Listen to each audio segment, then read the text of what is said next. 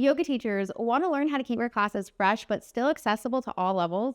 In this video, I'll be sharing 2 ways to easily add creativity to your all levels or slow flow classes. If you haven't already, click that notification bell and the subscribe button so you're notified every single time I release a new video sharing yoga teaching tips. Before we dive in on how exactly to add creativity to a slow flow or all levels class, let's review the sequencing structure for an all levels or slow flow class. And you can find the structure for free in my Yoga Sequencing Made Easy ebook. You can download that in the description down below. So first, we always start class with a grounding and tune-in. This is about the first 5 to 7 minutes of class.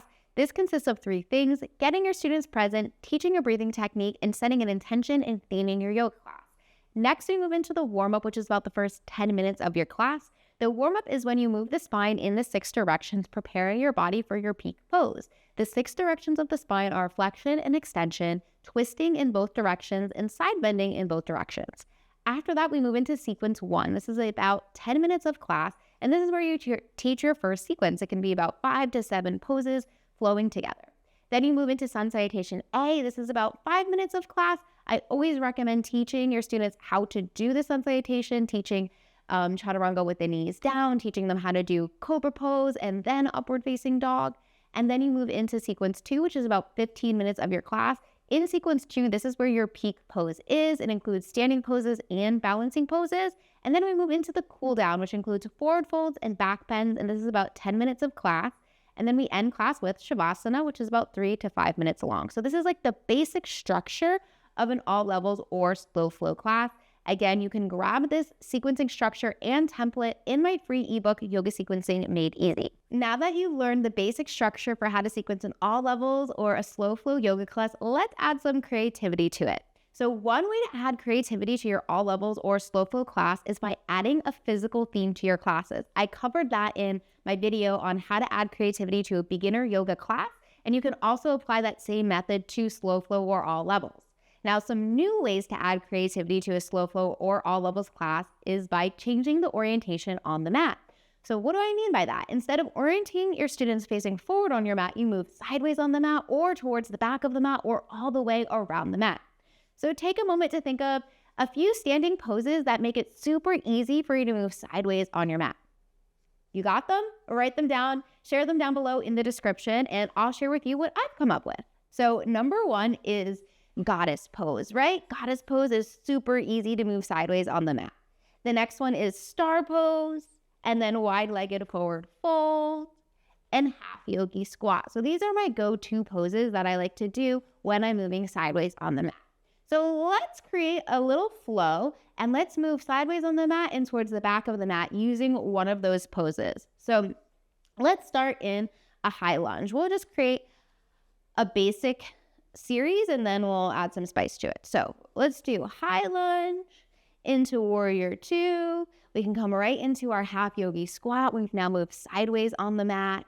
Maybe we want to come now into a wide-legged forward fold and then all the way up into warrior 2 facing the back of the mat. And then we can do our balancing pose here. Maybe we're coming into half moon. So using one of those poses, it made it super easy to actually move sideways and then to the back of the mat. This is such an easy way to add some creativity and some spice to your classes by simply changing the way your students are oriented on the mat. Most of the time in a yoga class, we're oriented forward. So it can be really fun to move sideways and then to the back of the mat. The second way to easily add creativity to a slow flow or all levels yoga class is by teaching a creative variation of a peak pose. So what are some common peak poses that you might teach in an all levels class?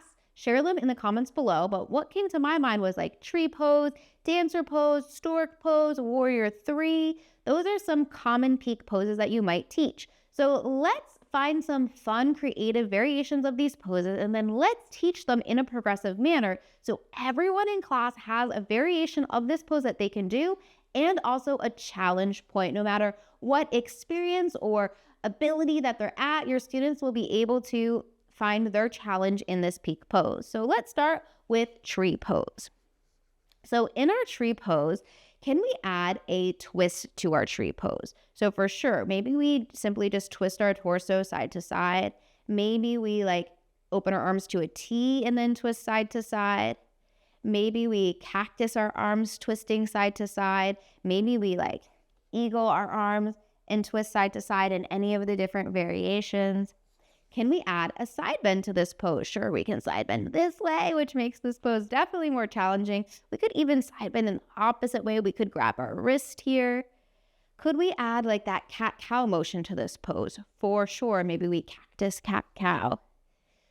Any other way we could do this? We could like give ourselves a hug and then open our arms and then give ourselves a hug and open our arms. So there are some fun creative variations of tree pose. So let's pick one and then I'll demo for you how I would teach this in a progressive manner. So maybe let's do tree pose with eagle arms and then twisting. So these will be our options. So this is exactly how I would cue this in an all levels class. So starting in mountain pose. Inhale, shift your weight to the right. Exhale, lift your left heel. Turn your left knee out to the left. Bring the bottom of your left foot right above your right ankle. Invitation to stay right here just like this. Or maybe you lift your left foot up, take the bottom of your left foot to your calf or your upper thigh. Find your variation of your tree legs. Invitation to stay right here just like this. Or maybe you give yourself a big hug. Your right arm comes on top of left. Finding your justy, your point of balance. If this feels super easy for you and you want to challenge your balance, you'll inhale, twist your torso to the left. Exhale, back to center. Inhale, twist your torso to the right. Exhale, back to center. If this feels super easy for you and you want to challenge your core and your balance even more, maybe you begin to hinge forward so your chest is parallel to the ground. So there are some options or progressions on how you could teach a creative variation of tree pose, hopefully giving everyone in class a challenge point of tree. So let's do it for a different pose. Let's maybe do it for stork pose, or some people like to also call this one-legged mountain pose, or let me know what you call it in the description down below. A side note, something cool about yoga is that poses have so many different names, and based on like the area or where you live, you'll kind of notice like a theme of what people like to call the poses. So let me know what you call this pose. I call it stork pose. So stork pose as a peak pose, how could we find some creative variations of this pose? Well, let's start with some questions. Could we add a twist to this pose? Sure, we could twist our torso side to side. We could also do an open arm twist in both directions. This is really hard, especially in the opposite direction. We could cactus twist our arms here. Again, we could eagle twist our arms here. Twisting in stork pose is very hard. That is definitely challenging. Could we add a side bend here? Sure, we could lean to the right. We could lean to the other side. Now, as we side bend, we could even like open our leg to the side and then come up to center. Cross our knee to the other side and then come back to center. We could definitely find lots of play here. These little micro movements that make it super fun. Could we add cat and cow or flexion and extension to this pose? Ooh, we could do something really fun. We could like straighten the leg and open and then curl in and hug. Straighten the leg and open and then curl in and hug. Maybe we even like kind of kick this leg back. Let's try that. Straighten the leg and open and then kind of like kick the leg back as we hug. Straighten and open. I really like this. I've never done this before. I'm definitely stealing this. Okay, what else? How else could we add like a cat and cow motion? We could definitely just like cactus like this. What else could we do? So those are a few creative variations. Let's pick one of them and then I'll show you how I would teach it in a progressive manner. So I really liked, I just made this one up on the spot, the cactus open and straighten and then hug and curl in. So let's go with that one. We're going to start with our blocks. So something about teaching poses in a progressive manner in an all levels class is you definitely have to read the room, right? In an all levels class, we have all different types of skills. So if a majority of the people in your class are more on the experience side, I would pick different progressions to teach versus if a majority of the people were on the beginner side, right? So reading the room is really, really important. That will tell you which progressions of the pose to teach. But since I'm teaching to a camera and I don't know who's in my room, I'll just give you a few progressions that you potentially could teach. So let's start with our 2 blocks. Let's bring them on the tall height right in front of our feet in mountain pose. We'll start here. Inhale, shift your weight to the left. Exhale, draw your right knee up. Take your right toes right on top of the block. Keep your heel lifted up. Inhale, reach your arms all the way up. Option to stay right here just like this, or maybe lift your right foot up off your block. Invitation is to stay right here just like this, or if you want to challenge your balance, inhale, open your arms wide.